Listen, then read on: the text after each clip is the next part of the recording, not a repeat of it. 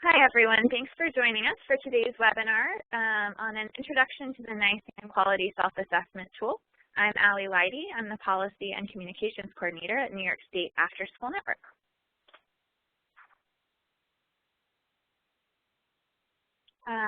During today's webinar, I'm going to give you a brief overview of the New York State After School Network, and then we're going to do an overview of the Quality Self-Assessment tool. We will talk about facilitation of using the Quality Self-Assessment tool. We will take a look at some spreadsheets that are available to help with collecting responses for the Quality Self-Assessment tool. And then we'll look at action planning for improvement. And we'll take a tour of our brand new website and the Quality Self-Assessment tool section of that website and all of the new pieces and resources that are available there. And then we'll have some time for questions.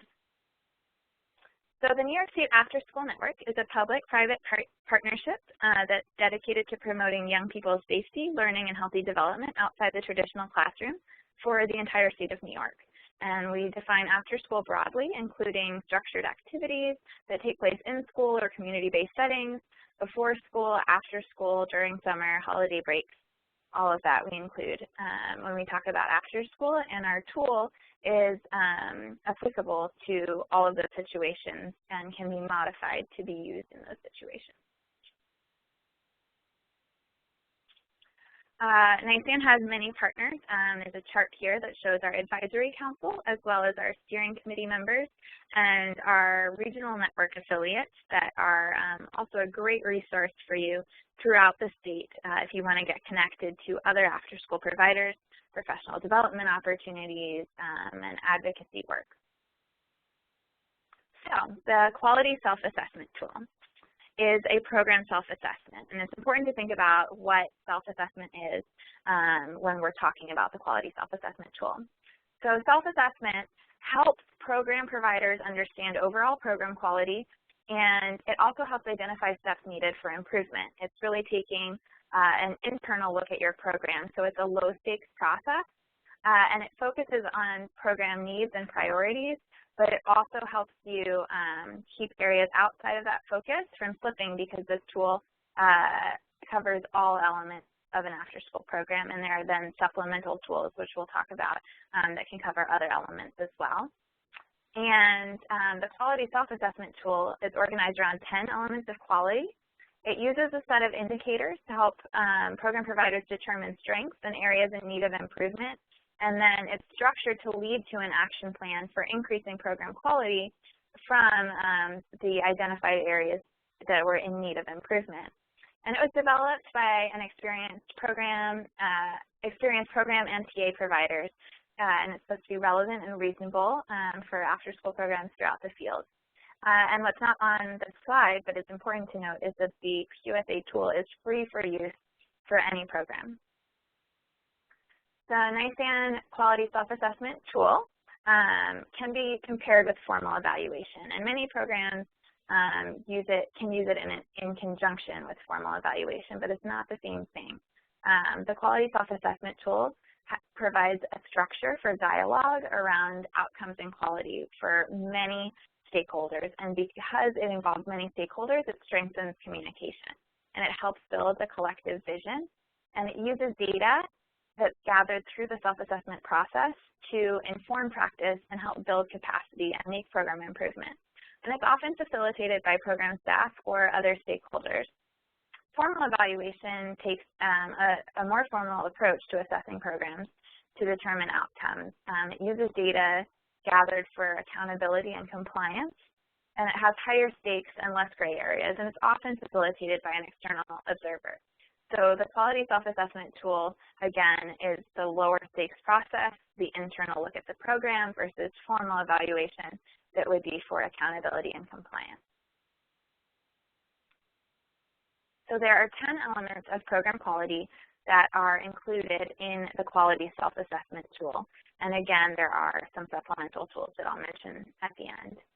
But today, we're going to talk about the elements environment and climate, administration and organization, relationships, staffing and professional development, programming and activities, linkages between day and after school, youth participation and engagement, parent, family, and community partnerships, program sustainability and growth, and measuring outcomes and evaluation. And you'll see that these elements cover a wide variety from the administrative side of the program to the actual programming that's going on the ground. The QSA tool and user's guide is available on our website. You can download that to get the information on the tool, and you can also get the information from our website. I'm going to show you some of the sections of the tool. Okay. This is the structure of the tool. Element 1, environment and climate, is what we're looking at. For each element, you will see this same structure for the page. So I'll show you the title. It will give you an overview. So a quality program provides a safe, healthy, and nurturing environment for all participants. And then down the side, it lists the indicators. And for each of those indicators, you can rate your program on a performance level from 1 to 4, and then also rate when you plan to improve. And our spreadsheets allow you to do this as well.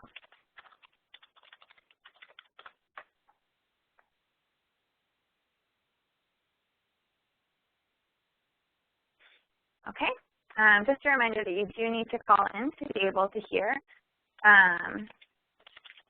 this presentation. Okay, so there are also some QSA tool supports that are available within the user's guide and on our website. There's a section for zooming in that shows the quality indicators at each performance level, and it gives a good description for each of those. Now, you can also see those on our website. They are available for every indicator, and it's definitely encouraged that when you are going through the self-assessment process, you look at the examples of what a program would look like at each performance level to be able to rate. So you're not arbitrarily choosing between a 1, 2, 3, and 4. You're actually being consistent across all the stakeholders that are rating the program. And try this and Tips for Success have some ideas for things you can do in your program. And Taking Action explains the difference between something that you would want to address right now, which is within the first 30 days. That's something that's a really high priority for the program to improve versus this year. So this is important but not urgent, or next year, which could be a longer-term goal. The performance levels that I mentioned are rated on a 1, 2, 3, or 4, with 4 being excellent and exceeds standards. We recommend that organizations strive for a satisfactory level, which is a level 3, and then continue to strive for an excellent level or a level 4. And you can use this rating to think about also what your priorities might be. So maybe you're looking at something that's been rated at a 1, and you want to then make that an urgent need for improvement. That might not be the case in all situations, though. Facilitation. So now we know kind of what the tool looks like, but how do we actually use this? So facilitating the self-assessment requires a facilitator, someone who will lead the process. And a good facilitator is someone who can provide opportunities for everyone to contribute ideas and suggestions. They actively listen and connect ideas in teams. They're prepared to answer some questions, and they avoid personalizing and remain non-judgmental, which is really important when you're thinking about whether an executive director or a program director should be the person running it should be the facilitator, because they need to be sure that they can remain non-judgmental and not personalize anything. And so some programs choose to use an outside facilitator for that, or a different person involved with the program. And a facilitator helps bring consensus and closure to discussion. So when you're using the quality self-assessment tool, the first step would be actually to have everyone, all of the stakeholders, and I'll talk about some different ideas for that, but all of the stakeholders would go through whatever element that you're looking at and rate the program. And then the facilitator would be used during a focus group meeting, which is where all of the stakeholders would come together and try to come to consensus around how the program is doing on each of the indicators, and then talk about when things need to be improved and create that action plan. So think about the facilitator in that sense, in that they're coming together after everyone's looked at the self-assessment tool, and then they're trying to bring consensus together. So here we are thinking about who we're going to have. There are a lot of different stakeholders that can be involved. You can use youth, you can use program staff, parents, guardians, family members, community members, school administrators. If you're in a school, you can use your principal, guidance counselor, teachers. Anyone that's involved with your program should be considered in the self-assessment. However, I certainly recommend that you think about the element that you are assessing when you think about what stakeholders you are going to include. Things like programming activities, it makes sense to have a lot of youth voice and maybe survey everyone and then have a few representatives in your focus group. If you're doing something like measuring outcomes and evaluation, maybe you want to get feedback from those leadership youth, but you might not involve everyone when we're talking about that. So you just have to be considerate. And we've offered some suggestions on our website on who you might consider or who you might want to consider including for each element. And I'm going to show you that when we go through the website. You also have to think about timing for when you're going to do this. It does take some time. Self-assessment you can do at the beginning of the year if you want to think about how you can make some improvements before the program starts, or like right from the beginning of the program and get a good baseline. You can also do it in the middle of the year when you already have been underway for a while and everyone has some experience and you want to say, okay, this is where we are. Let's think about what we can do towards the end of the year or for next year. The end of the year would really be what can we make improvements on for the following year's program. And there's several different ways that you can structure your self-assessment.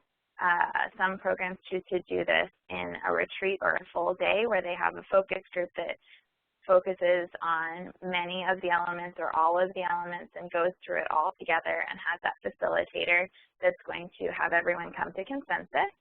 And then sometimes you could do it in a series of weekly meetings. Some programs choose to do that, and every week they look at a section of an element or at one element, and they sometimes transition who's going to be leading those meetings depending on that, or a series of monthly meetings.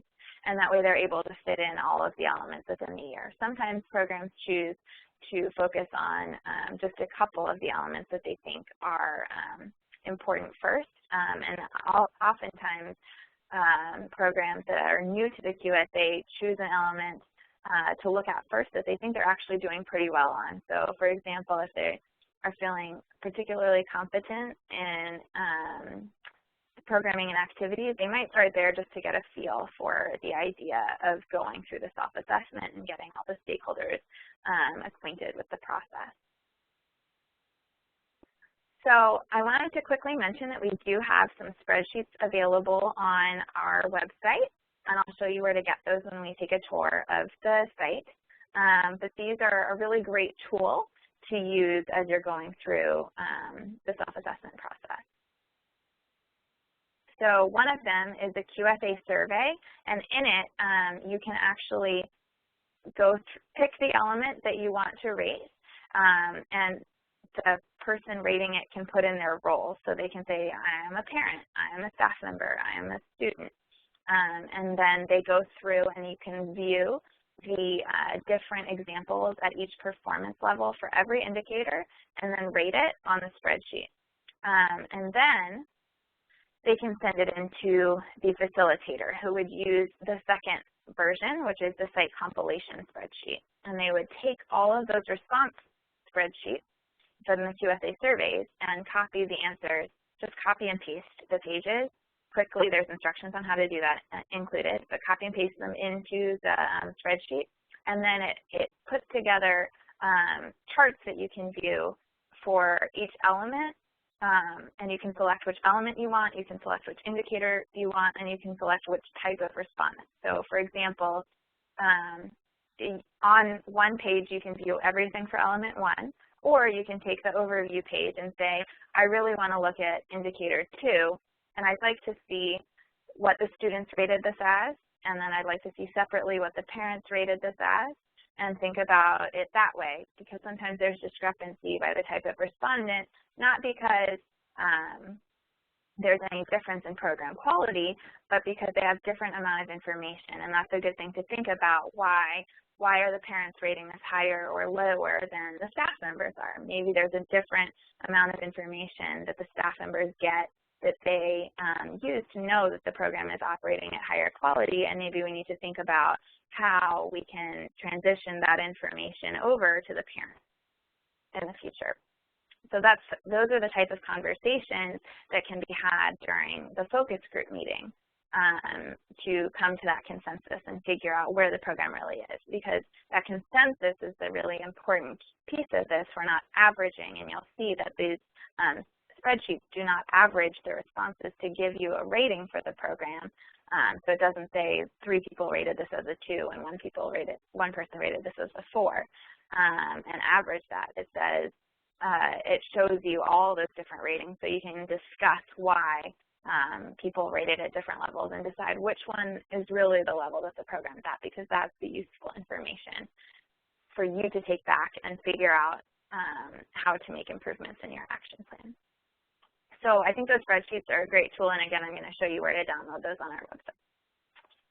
So action planning is the next step. Once we are finished coming to consensus with the facilitator and the focus group around where our program is, we need to figure out what we're going to do with that information to make improvement.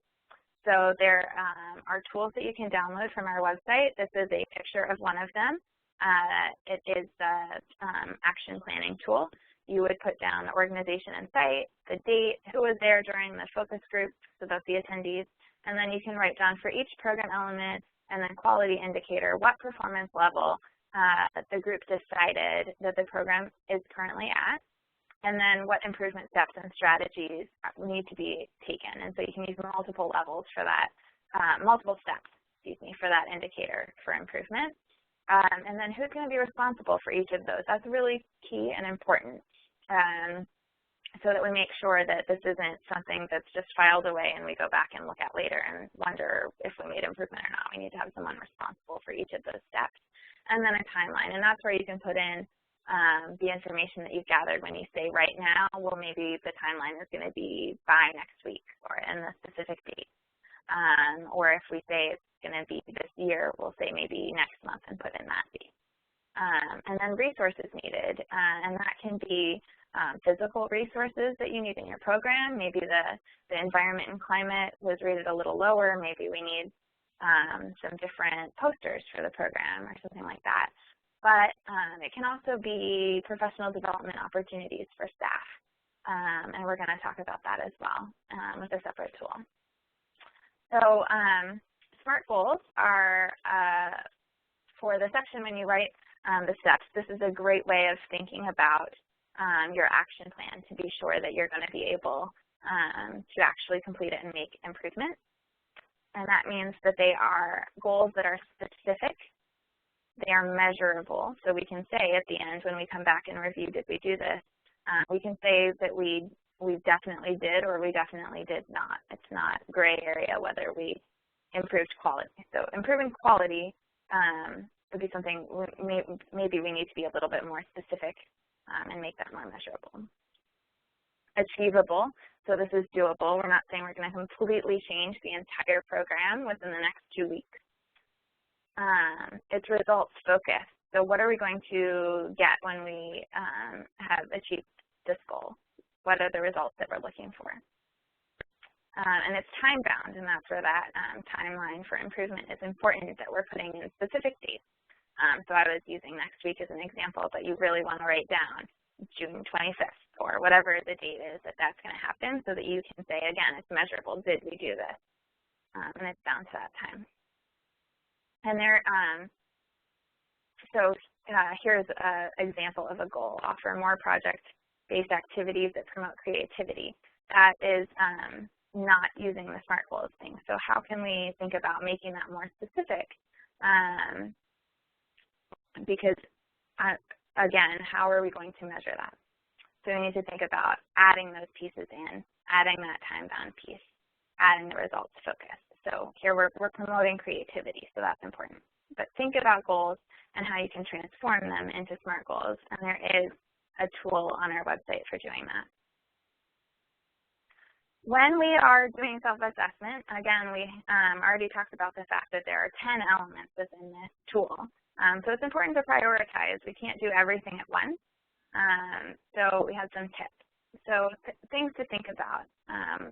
What things that you are looking at in your program relate to safety? Where are there areas that are marked a little lower than a 3 that relate to safety? Those are things we really want to focus on quickly.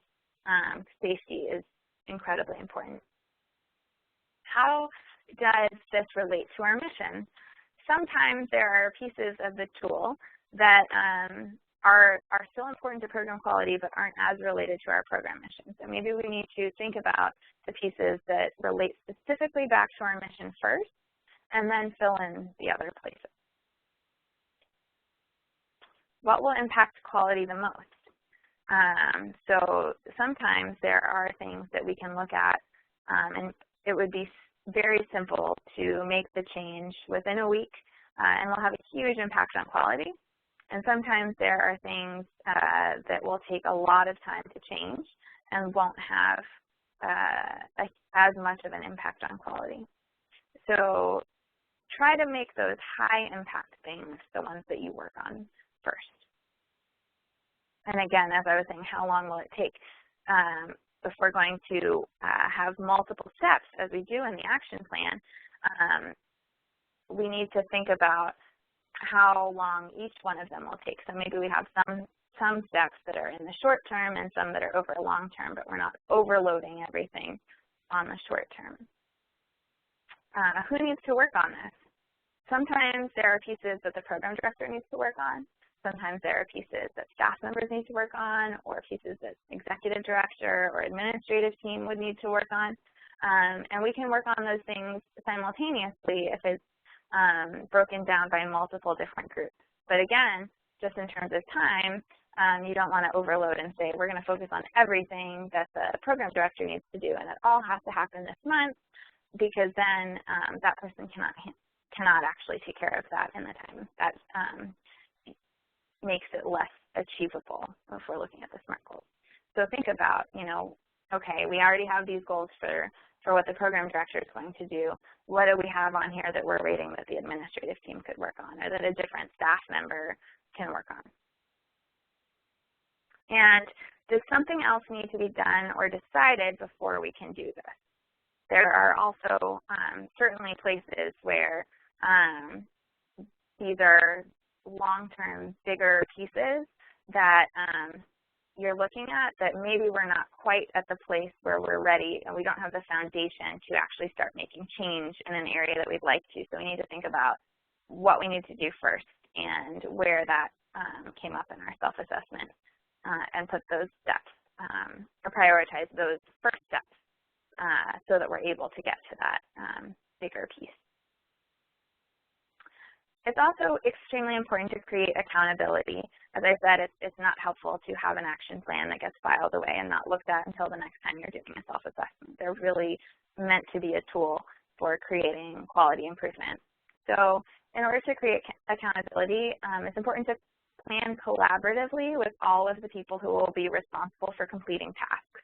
That's why we say it's so important to think about the stakeholders that are going to be part of your focus group. If you're working on an element where staff members are going to be affected by the changes that you make, they will be much more likely to buy into the process and want to make those changes if their voice is heard during those focus group meetings, because they'll be the ones responsible. It's certainly not as effective to do this process with just the executive team or administrative team and then come and say to all of your staff members, you're responsible for this task, you're responsible for that task, do this today, and not telling them why. This is really supposed to be a collaborative process.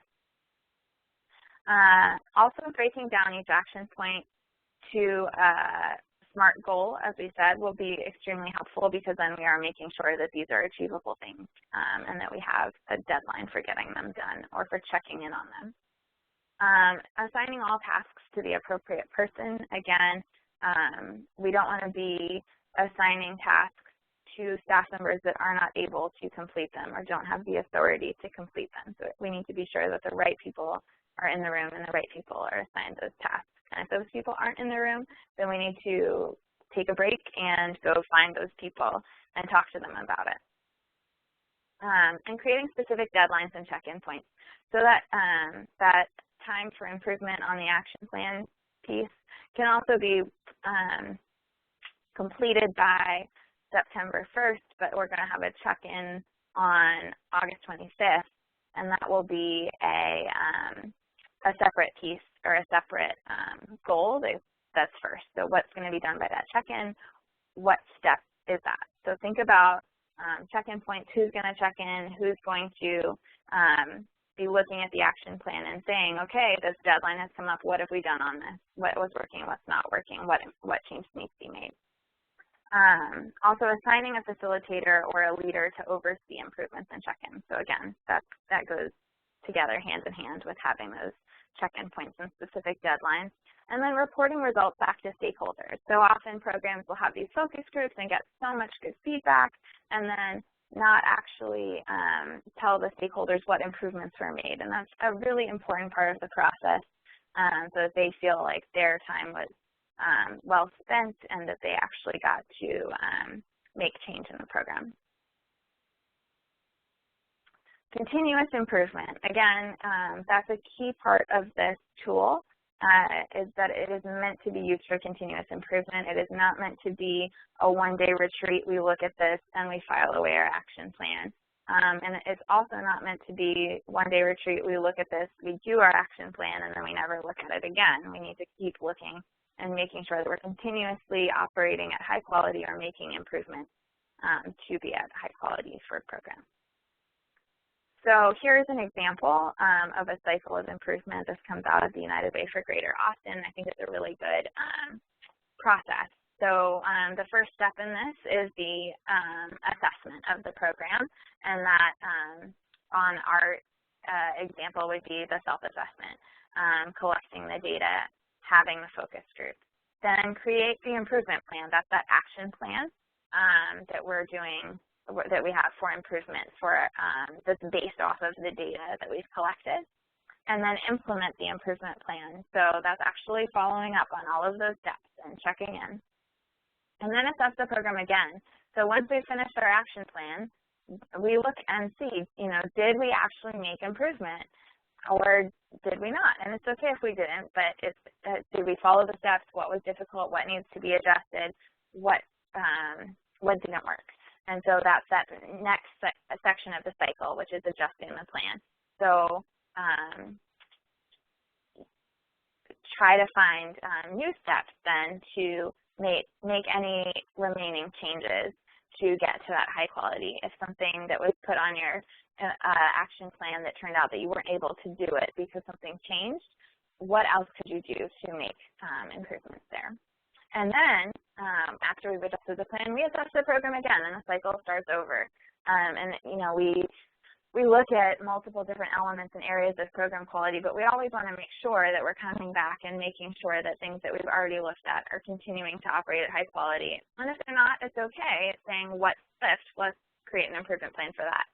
And then you already have the process in place for making those improvements. So in order to create continuous improvement, programs need to know staff skill sets. What do all of your staff members excel in? What other skills do they need? And professional development, as I said, is one of the key resources that comes up that programs need in order to make improvement in some of these areas. And there are a lot of different ways where you can offer professional development. It's not just going to a training. One of those is program observations and feedback. Peer mentoring and coaching from a peer or someone else in the program. Some more supervision, again, with some constructive feedback. Staff meetings can include professional development, some tips. Conferences are places you can go to. Also networking events, just building a network is a great way for staff members to have other people to go to with questions and learn from them. Higher education courses are also an example. And there's a resource that we have on our website. It's from the Partnership for After-School Education, and it is a professional development planning tool. And this is an example of what it looks like. And so for each staff person, you would write their name, their job, what skills and knowledge are required, all of the skills, regardless of whether they have or don't have them. You would list down, so everything that they need. And then say what do they have and what do they need, what's missing. And then how are we going to fulfill that? And we look back at that list and say, okay, for this skill, I think we can just do some observation and coaching. For this one, maybe we need an actual training session, and mark it down that way. And then on the actual tool, and I don't have a photo of it, but on the actual tool, there's a separate sheet where you can then list all of the things that all of your staff members need and see areas of overlap. Do half of your staff need training in a specific area? Maybe that's something you want to bring in-house. But if only one person needs training in that area, maybe that's something where you look for something for that one person to go to and not spend the money, time, or resources on bringing that in for everyone. So it's a really helpful tool to be efficient and effective in the program. I also want to let everyone know about our website that we host. It's www.afterschoolpathfinder.org.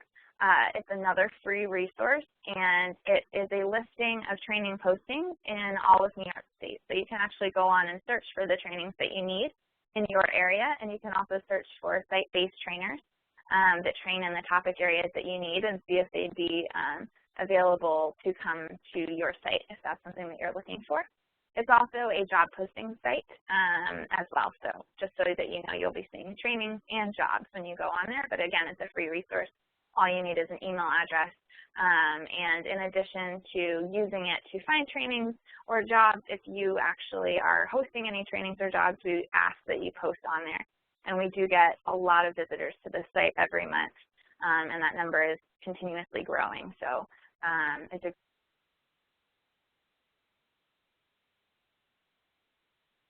So as I mentioned, there are a few supplements to the Quality Self-Assessment tool that are structured in a very similar way. Those are available on our website, and I'll show. But they come in global learning, STEM, which is science, technology, engineering, and math, college and career readiness, summer learning, and there's a tool for chronic absence. And most of these are based in a very similar structure to the Quality Self-Assessment tool, where you have elements and indicators, and then some of them do and some of them don't have definitions on each of those performance level ratings, but the same idea applies. And these types of programming or focuses apply to your program, and they're great tools to use in conjunction with the Quality Self-Assessment tool and to add to those 10 elements. Okay, so we're going to take a tour of the web version so that I can show you everything that's available to you online and how you can access all of that, and then I'm going to have time for questions at the end.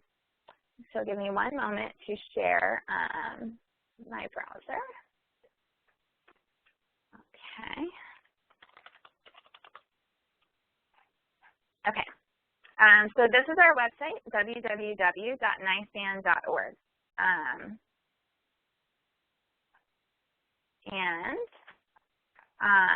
I am going to take you to the Quality Self-Assessment tool portion. You can find that in several places. It's under Building a System. It's under Program Providers. You can actually find it at the end. Let me make this the version that you all will see. Second, and then I'll pull back up to that. Okay. So the Quality Self-Assessment tool I'm going to click here. But I wanted to show you that you can actually access it from the bottom as well. Over here in the quick links, that's at the bottom of the entire website. No matter what page you're on, you can get to that section. So this is the first page. This is an overview of the tool. You can get information on how the QSA tool compares to other assessment instruments. Maybe use the YPQA or a different version. You can look at comparisons there. And then the next thing that you'll want to do is look at getting started with the QSA tool. So I'm going to take us to that section. So this is kind of a step-by-step guide or overview written of some of the things that we've talked about today. It also currently has an old webinar that we have. This webinar is being recorded, and we'll put it up as well. But this goes over the quality improvement process. So the first step, again, is the self-assessment process. We have information here about being a good facilitator. And then for any of these sections that you want more information about, and I highly recommend taking a look, you click on the extra link, and it'll take you to a page here on facilitating the process. So this is some great information on for facilitators on how to prepare for facilitating, how to facilitate, how to follow up, and then it shares some other tools. And then we'll go back to that self-assessment process. Okay. The next section here is determining who will be involved in the process. And I'm going to show you the elements pages where there are some suggestions. Again, those are just suggestions. You need to think about what makes sense in your program. But there's some great stakeholder engagement strategies for youth, for staff, for families, and for school staff. When you're trying to involve those people, how do you get them more involved in the process? So I'm going to go back here to the self-assessment process. Step 3 is when you're going to conduct your self-assessment. And again, we talked about those beginning, middle, and end of the year, so this just gives some information. And then you're going to gather the stakeholder feedback. And as I mentioned, we do have those survey and compilation spreadsheets that can be helpful when you are doing that. And then there's just some extra information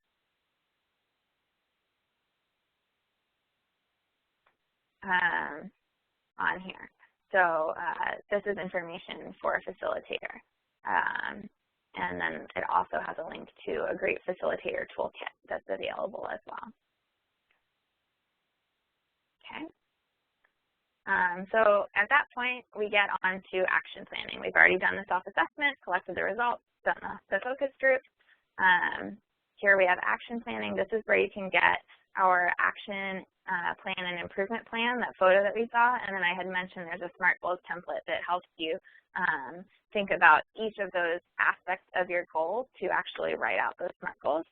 And it has some tips for planning. And then you can also access the Partnership for After-School Education's Professional Development Planning tool, which we took a look at as well from this section. And then it gives you the rest of the steps in that quality improvement process or cycle. So the next would be implementing the action plan, reassessing the program, adjusting the plan, and reassessing the program. So that's the whole step, the whole process for you right there in that one section. Okay?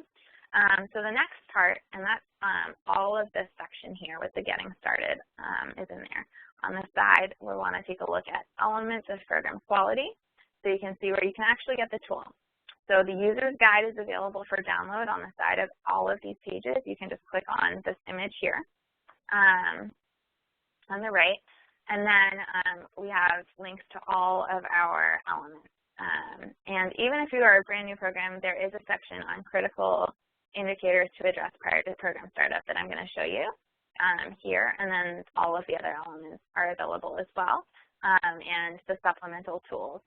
And there are translated versions of the Quality Self-Assessment tool available in many different languages on our publications page, so you can use the link here or go straight to our publications page to download those so that your families or staff can use the assessment tool in their own language. So let's take a look at environment and climate as an example of a tool, or of an element. So for this, you'll see that the overview of the element is here on the top. And then we have indicators and performance levels. And again, it's a reminder that we're striving for a level 3, and you can then work for a level 4 in each of them. So for each of these indicators, you can scroll down and see the whole list, or you can go further and click on them and see the different examples of a program at each of the performance levels. So that can be really helpful when you're taking the self-assessment to actually have those definitions at your fingertips. And they close back up if you click on them again. Then those pieces that you saw in the user's guide, the taking action section, here's an example of some stakeholders that you might think about including when you're looking at environment and climate. And that's going to be different for each of the elements. Then you got to try this activity, and then tips for success, some other ideas. When you go down further, there are some great other pieces. We have research, tools and templates, and resources. So you can see what research says about environment and climate, some tools and templates. These are some great downloadable pieces that can help as you're looking at this element. And then resources, and these are some really good websites and guides that we've found online that can be helpful when you are trying to make improvements in the area of environment and climate. And there's a section like this on each of the elements.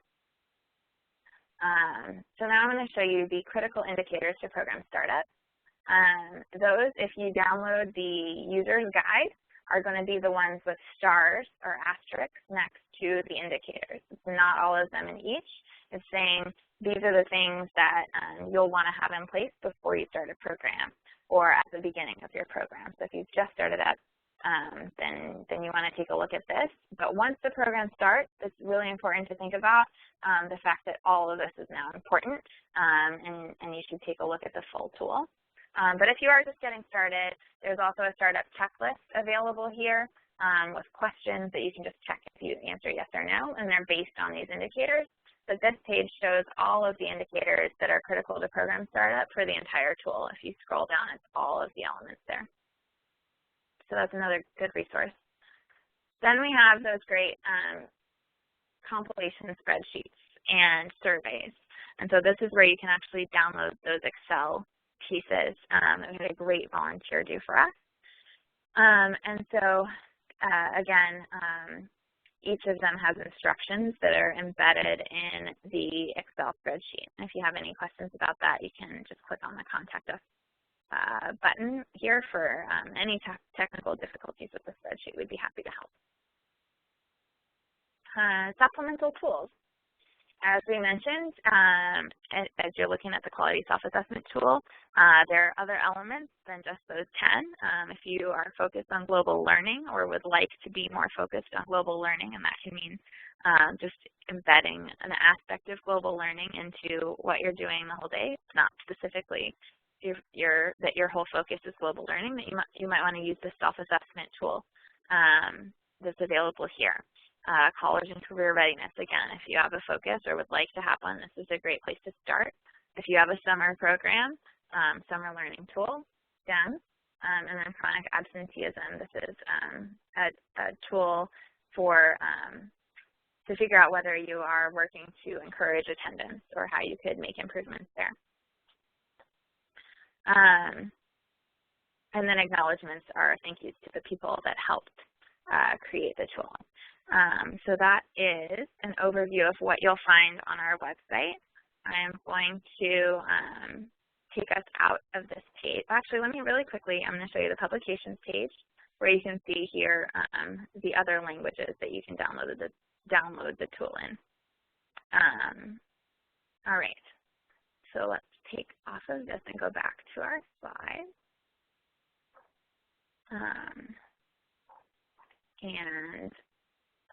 Now, again, as we've seen, there are links available, the user's guide, and many languages for the tool, all at this web address, or again, it's really easy to get to from our homepage. So now I'd like to open it up for questions. This service does have everyone muted, so if you would please type your questions into the question box, that would be very helpful. So I'll give everyone a minute to think about some questions about using the tool or accessing the tool or the website, anything like that.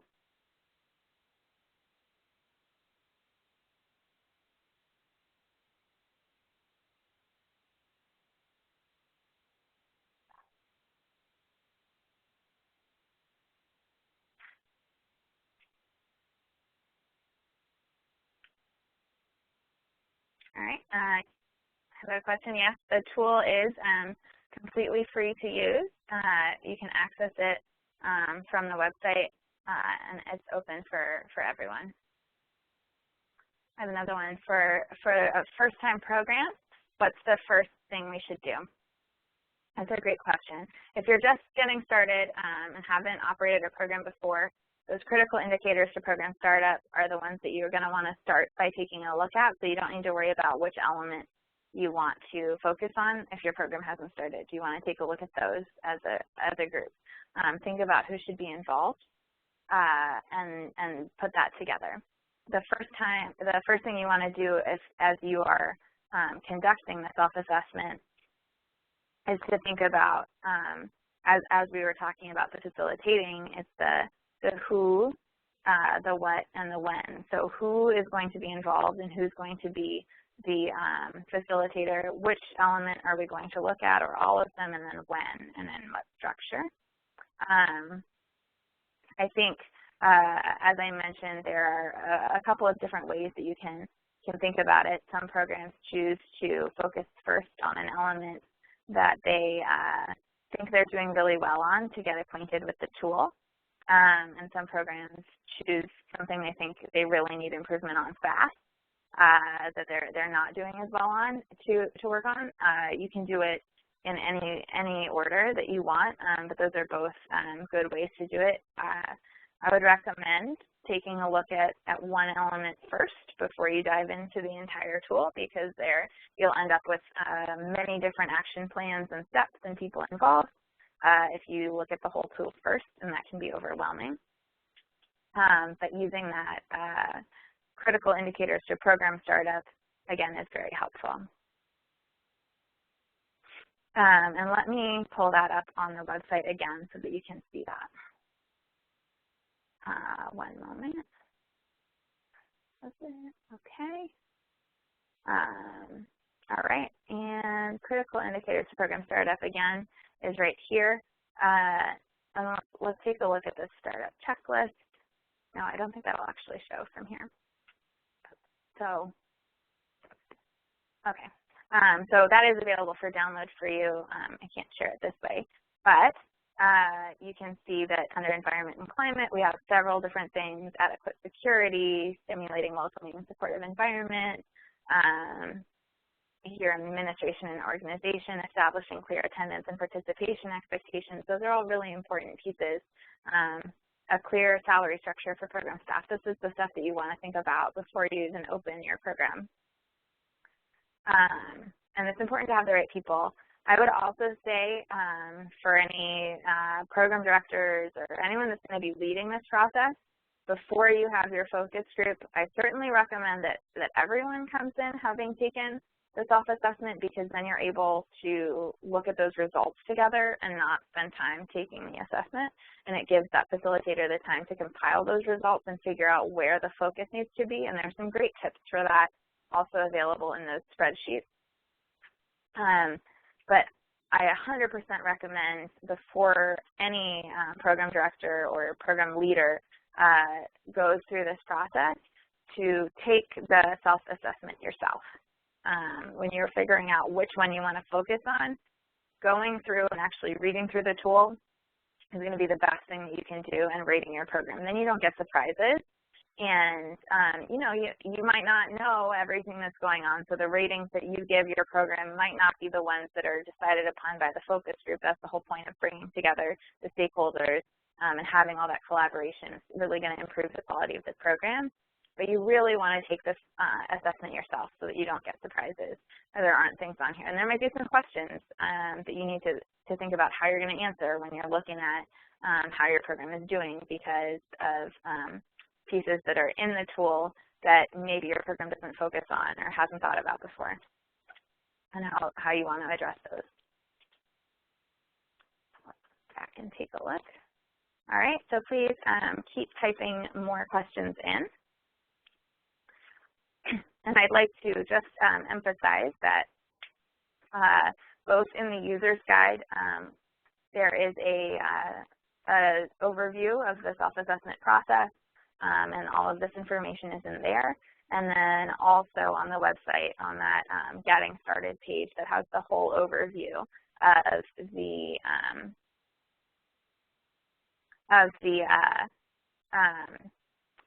self-assessment process and quality improvement process will be very helpful as you are going through this. You can also always come back and watch the webinars that we have as well to get more information. I've heard that the question and answer box is having a hard, isn't working for everyone. You can also use the chat box to enter your questions. So it looks like there's some issue with the question and answer box. So please type into either one of those. I can see them both. And I will happily answer questions that are put in either one. I would also like to say that as you're going through this, your peers are a great resource. If you work in a program that has multiple sites, then many sites might choose to run the process at the same time and talk about which things worked and which things didn't work and who should be involved. Or even if your program doesn't have multiple sites, think about who else is in your area. If you're not connected yet with one of our regional networks, the area that you're operating in the states, and think about getting connected there. If there's not one in your area and you'd like to get started with one, contact us and we'll talk to you about doing that. But it can definitely be helpful to hear from your peers. And we plan in the future, and I'll emphasize in the future, so it's not up on the website yet, but we will in the future have a section on the website for some examples of implementation and some stories of using the QSA. And if you'd like to, if you would like to be involved in that, please contact me. My email is up on the screen, and I would happily take your stories and examples to put on there. I have a question for the deadline regarding completing a self-assessment. And I think that question is probably referring to programs that are required to use the quality self-assessment tool as part of their grant. And that just means that the tool needs to be used throughout the year. For anyone that's using this tool as a self-assessment, not as part of a grant requirement, then there are no specific deadlines for doing it.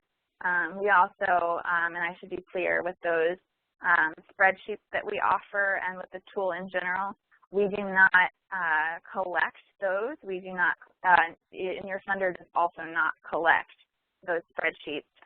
They want to know that you are doing the self-assessment as a improvement tool. They're not going to take your results from that. So again, this is a lower stakes process. So we will not be ever asking you to send us your spreadsheet with your scores or ask you how you're rating your program. This is not a tool that's meant to compare your program to any other program. So even as you're talking to peers, you know, who got a rating of what on what scale, that's not what this tool is for. It's not saying one program is better than the other. It's saying this is how your program is doing right now on these things, and it provides a way to make improvements.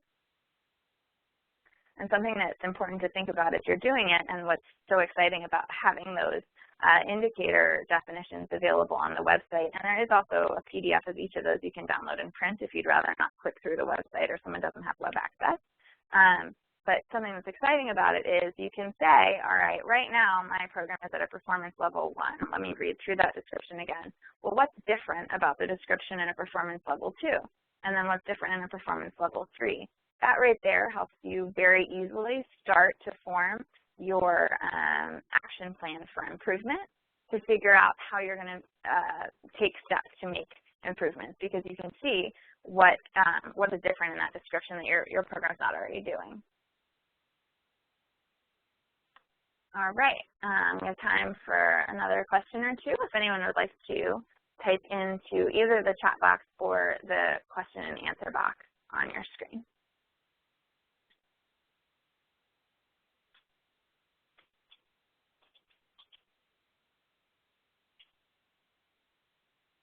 Okay.